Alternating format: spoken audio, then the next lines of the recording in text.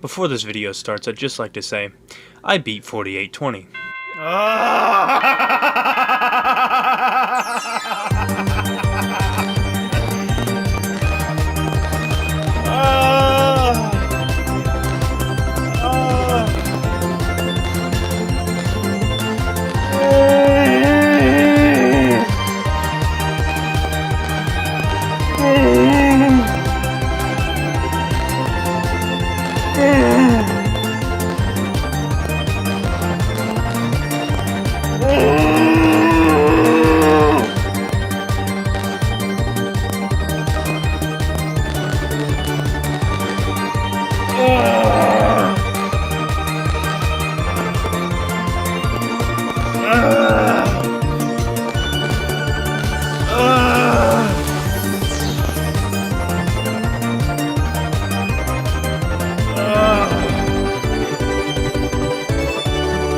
So if you don't know, Fnaf 3 is actually my favorite of the mainline Fnaf games. I don't know if it's just nostalgia or Springtrap having the best character design in the entire series, but for some reason, this game just holds a special place in my heart. It is also considered the most RNG based of the first 6 Fnaf games, and for that reason it is often put lower on people's tier lists. I'd argue that even with this major flaw, it is at least an A tier game, due to it having the best setting of any Fnaf game, and in my opinion, the best character design in the series being Springtrap. It is one of the most direct Fnaf games when it comes to its story, at least until Fnaf Sister Location and Fnaf Pizzeria Simulator changed the way we looked at old William Afton. Ew! It definitely has the simplest story, but I'd still summarize it anyways. William Afton goes back to destroy the possessed animatronics. Why exactly is unclear. Whether to just destroy the evidence or harvest their remnant, which is basically living liquid metal, we don't really know. After he's destroyed them, the spirits of the victims of the MCI are now freed from their animatronic coffins and come after him. William, obviously terrified and doesn't know what to do, he starts to believe that he can hide inside the spring bodysuit. After all, that was what he used to kill the children. So, with haste, he got into the spring bodysuit. Fortunately, due to his haste to enter the suit, the general weather outside, the leaky roof, the age of the suit, and even his laughter, William Afton is crushed inside the suit.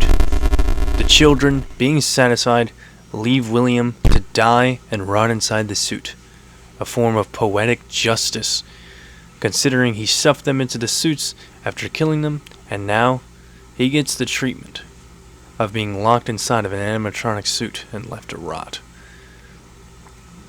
I really like this story, as it just feels like poetic justice to have the man and who killed children and stuffed them inside suits be locked in a suit for the rest of his life. For whatever reason, the safe rooms are boarded up and locked away, leaving William to rot for 30 years before being brought back into the attraction known as Fazbear Frights. I've always loved the fact that even if he's been locked in the room for 30 years, probably gone insane, and has been a rotting corpse inside of a suit, he still chooses to go after the night guard and kill him. I've always found that to be quite, telling of his, mental state at the time. That before he was just killing children, but now he's killing a grown security guard sitting in an office. What's always bothered me is the fact that at first it seemed like Springtrap just was accepting that he was Springtrap. He didn't really necessarily like it. But Scott would later, quote-unquote, retcon this, because it's not really a retcon, but at the same time it kinda is. He would retcon the story to make it where he likes being Springtrap. And I always felt this kinda undermined the whole ending of Fnaf 3. But anyway, I digress. That's enough of the story. We can actually get into the nights this time. Fnaf 3 has 7 nights. The first 5 nights, a 6th night called Nightmare Mode, and then Aggressive Nightmare Mode, which is a 7th night on top of that. Aggressive Nightmare is basically the 2020 mode of the game. The first night, nothing really happens. Springtrap is still locked in the safe room, and none of the phantoms are active. But you do get to listen to Scott sound like a surfer. Hey, glad you came back for another night. I promise it'll be a lot more interesting this time. Which is nice. To your left, you have your maintenance panel, which can reboot systems like the audio, ventilation, and video. You get a certain amount of audio per night before you have to reboot. Ventilation is set on a global timer known as neutral errors, although audio and video can be disrupted by certain phantoms. Video is not affected by any phantoms and is just natural errors, which are done by the global timer. To your right, you have your cams. You can look at the establishment, you can play certain audios in certain rooms, and you could toggle the map that brought up the ventilation system. You can seal the vent via a double click, or in my case, on console, the O button on controller, or the B button, depending on what you use. Springtrap becomes active on the second night and will wander around the building until he gets to your office. When he moves, this sound cue will play.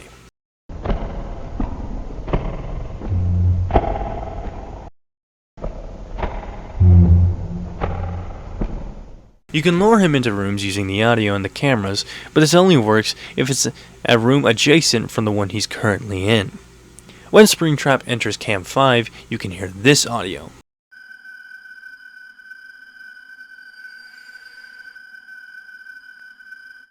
When he has entered Cam 2 or closer, this audio will play louder.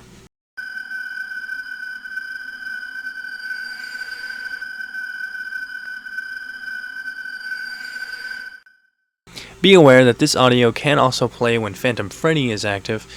If Springtrap goes into Cam 5, then enters the vent, he will be at the window in front of you. If that happens, all you have to do is lead him back into Cam 2 using an audio lure. With that, we should go over the vents. Springtrap can only enter a vent directly adjacent to his current location. Springtrap will enter the vents and play this sound cue. When this happens, you need to find Springtrap on the cameras and seal that respective vent. And with that, we can talk about the phantoms. Phantom Freddy will appear in your window and he will not attack unless you stay idle for too long. This doesn't include being on the cameras or being in the maintenance panel. Phantom Balloon Boy will appear on the cams. When he does, change the camera or flip the cams back down to get rid of him. If you aren't fast enough, he will jump scare you. Phantom Mango will appear in Cam 4. When he does, click on another cam or close the cams entirely. If Phantom Mangle attacks, he will cause an auditory disturbance and also an audio error. Phantom Foxy will appear in your office. If you look at him, he'll jump scare you. To get rid of him, just flip up the cameras until you notice he's left the office. Phantom Chica will appear on the arcade machine in Cam 7. Once you see it, it's over. The moment you look at your maintenance panel, she will jump scare you. There is no way to stop this. The last is Phantom Puppet. Phantom Puppet will appear on Cam 8 and will always attack once you see him. He has the longest attacking animation of all the phantoms and is pretty much an instant death, so it is best to avoid Cam 8. All of the phantoms except for Phantom Mangle will cause a ventilation error once they attack. Now that we've gone over every single animatronic and how to get rid of them, we can go over AI. In FNAF, every animatronic has an AI from 1 to 20, to move every few seconds. Let's say you have an animatronic that has a movement opportunity every 5 seconds, and they have an AI set value of 10. The game in a way will roll some dice between 1 and 20. Let's say the animatronic rolls a 5. Since that number is less than their AI value, they will move. Now let's say the same animatronic on that same movement opportunity rolls a 15. They cannot move because that number is greater than their AI value. On night 2, Springtrap will become active and can move every 15 seconds, with an AI value of 1. I'm going to put on screen all of the AI values and their intervals right there on screen for every single night. Now night 6 is a bit different, as his AI value is ramped up all the way to 20, with a movement opportunity every 2 seconds. This doesn't mean that he can move every single time, as there is a chance that he won't move. This is to keep the game as random as possible. This already seems hard, but remember, I haven't even mentioned Aggressive mode yet. After you've beaten all 6 nights, the next step is just to get the good ending. The way you get the good ending is you need to do all minigames of the respective nights. Playing through all 5 eventually leads to the completion of the Happiest Day minigame and the completion of the first section of Fnaf.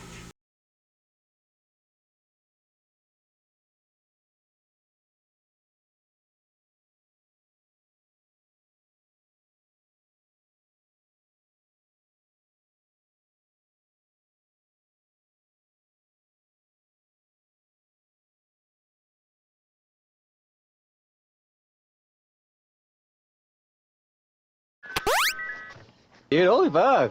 This is difficult. No. Oh yeah, that's right. Gunner, I need you to join my share screen right now. I need you to join my share screen right now. I'm joining your shit right now. Gunner, I need you to. I have it paused. As soon as you can, I need you to look at this shit. Wait, what happened? What? Oh. What are the odds, man? Oh.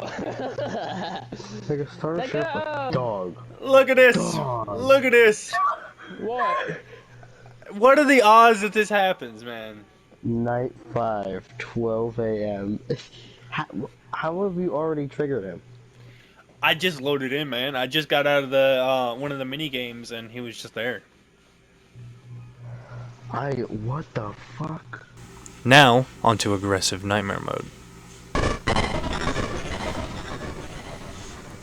Aggressive Nightmare is easily the most RNG based of the first 6 FNAF games. Not only does Springtrap have a 20 AI value and a movement opportunity every 2 seconds, but he has a 50% chance of straight up ignoring your audio lures. Now you might mention FNAF 2, but even with the amount of RNG in that game, it can be circumnavigated and just eliminate RNG altogether. In this game, you can't really do that. The basic strategy of Aggressive Nightmare is to allow Springtrap to wander around the building until he gets to Cam 2, as the Cam 2 loot is the most consistent loot throughout the entirety of the game.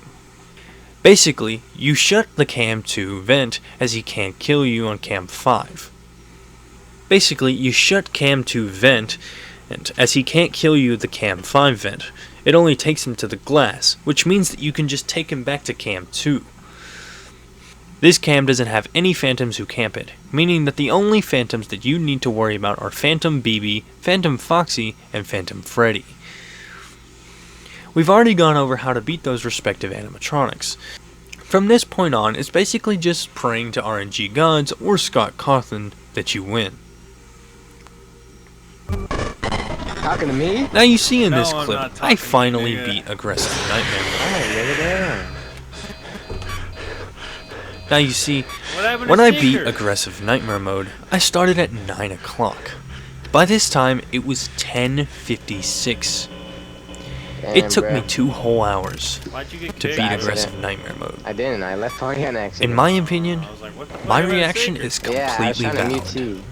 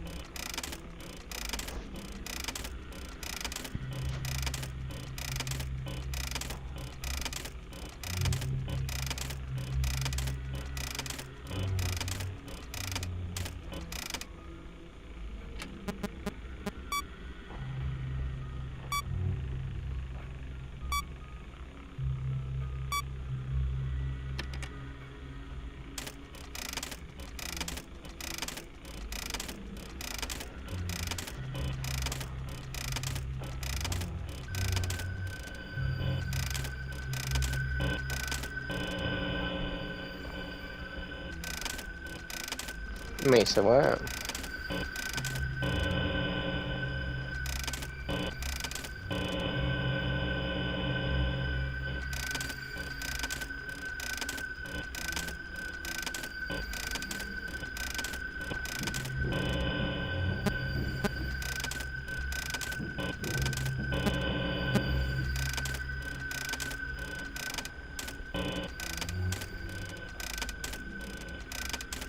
This is the DM, by the way, guys.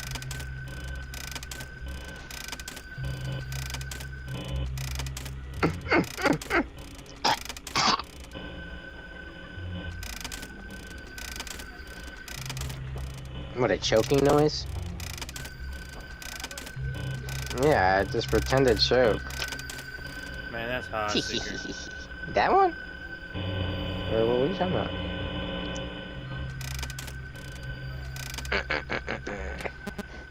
That one? I don't know, man. I have no idea what you're talking about. Hi.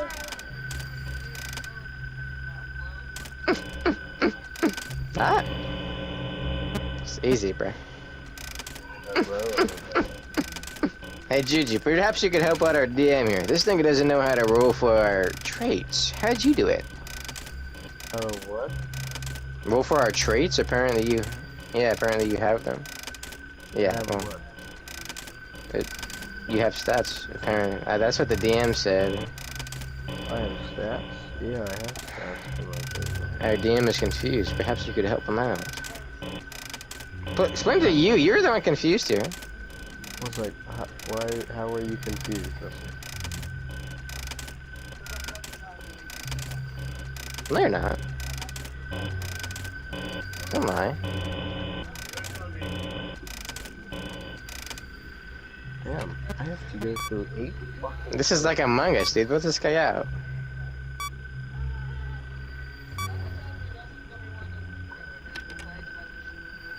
Hi. He's like one of those niggas in Among Us that he was following me, when in all reality it was just a hallway. We have to go the same way. It's happened so many times, bruh. Hello. But Juju, help the man out here.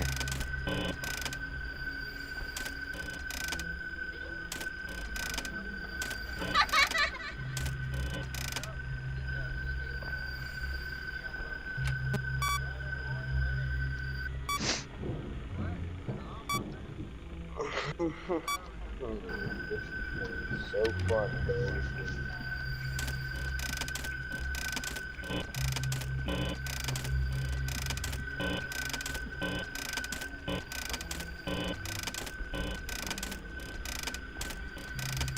Hey, turn dagger down, brother.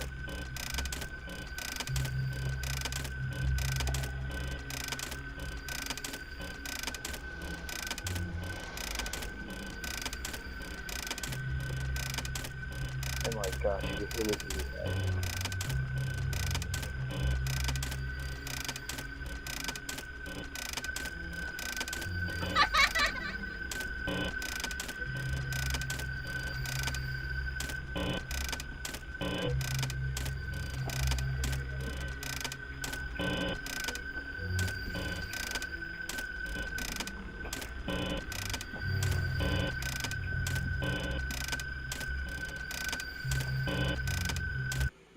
Oh my god!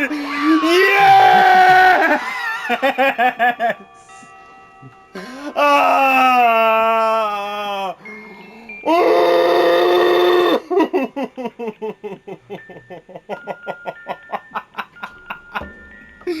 Yes! Oh me! Oh me!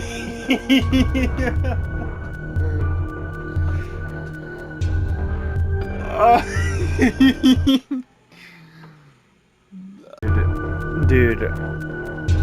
Oh, I just want you to know, I have not stopped watching the clip of me beating Aggressive Nightmares since yesterday. This challenge was easily one of the hardest challenges I've done. And it wasn't even that hard, it was just due to the amount of RNG that was in this fucking game. Honestly, I can say right now this was harder than 4820. Because once you get the rhythm of 4820, RNG is pretty much eliminated from it. It's pure skill. This, there is no skill in it. I mean, I watched Markiplier's videos before this, like I did a lot of research to do this video. Markiplier said that this game was all skill. No. It's like 50% skill, 50% RNG, and I can see why people hate this game, but I still just can't hate this game even after all that. But, I mean, holy shit. I know I'm doing these videos out of order, which can seem a little jarring to some people, but I'm just doing them in the order that I want to do them in, and I just felt like I wanted to do FNAF 3 after FNAF 4, so that's what I'm doing. Anyway, I don't know when next video is going to come out. This video was supposed to come out yesterday. As of the time you're watching this on Monday, this was supposed to come out yesterday, but it just took so long to beat this game. But, anyway, thank you guys for watching the video. Hope you enjoyed. If you did, please leave a like and subscribe for more daily videos. I easily put the most effort into this video than I have any other video I've ever worked on. So if you want to know truly why I started doing this, I've been in teachers in training for the past year, and I really liked it. I've become a student itinerant at a high school, and I'm loving it. I'm loving every second of it. I've loved teaching, and just, you know, having the knowledge that I do from watching videos on these games, it's just given me a reason to teach it to other people. I really do put a lot of effort. It really may seem like, because other YouTubers do so much more, I don't know how to do that kind of stuff that they do. Like all these edits and all these comedic moments, I just know how to do them in my own way. I'm really putting a lot of effort in here, like writing scripts and stuff like that. I've never done that for a video. Obviously, most of my videos were just funny moments and cool clips for the longest time.